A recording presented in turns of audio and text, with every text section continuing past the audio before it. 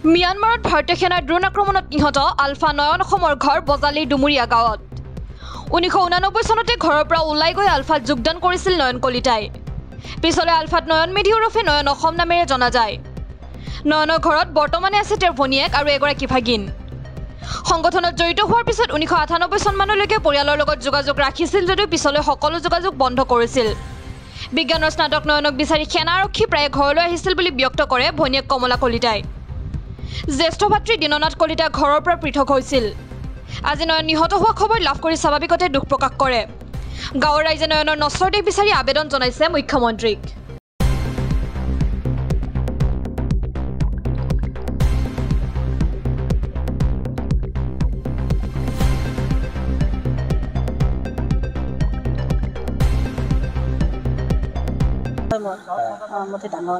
কেতিয়া ইয়াৰ ঘৰখনৰ পৰা ওলাই গৈছিল দেখা 1990তে গৈছিল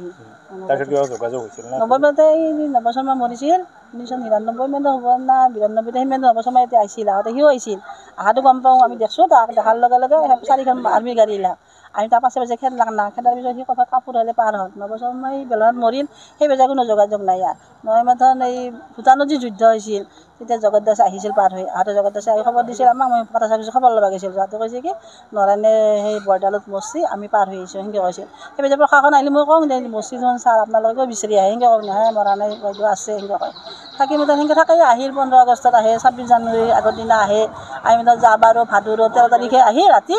আমাক পুৱা মাতি গৈছিল আপুনি আউটপোষ্টত যাব সেনেকৈ কৈছে আমি দুটাই ভাগিনটো আৰু মই আউটপোষ্টত গৈছোঁ যাই আমাক সুধি মিলি চহী পত্ৰ ৰাখি গুচি আহিলোঁ তাৰপিছত থাকি 13 তাৰিখ থাকি 14 তাৰিখে আৰু প্ৰশাসনৰ মানুহ আহিলা আহি পাঠশালালৈকে নিলা পাঠশালালৈকে পৰা টিহুক নিলা নলবাৰী নিলা নলবাৰীত ৰাতি 12টালৈকে ৰাখি টিহু থানালৈকে টিহু থানাৰ পৰা 1টা বজাত আহি আমাৰ ঘৰত থৈ গৈছে ৰাতি এতিয়া আহি থাকে মাজে মাজে 5 বছৰৰ মূৰে মূৰে কিবা এখন নটিচ মাৰিব আহে এখনে কথা একপি মোক দি যায় কপি তাহোন লৈ যায় আমাৰ দুটাৰে ফটো লৈ যায় আজি খবৰটো আপোনালোকে টিভিত আজি যোগাযোগ পাইছোঁ বেলেগ পোৱা নাই আকৌ কিবা এতিয়া আহিছিল নে আহা নাই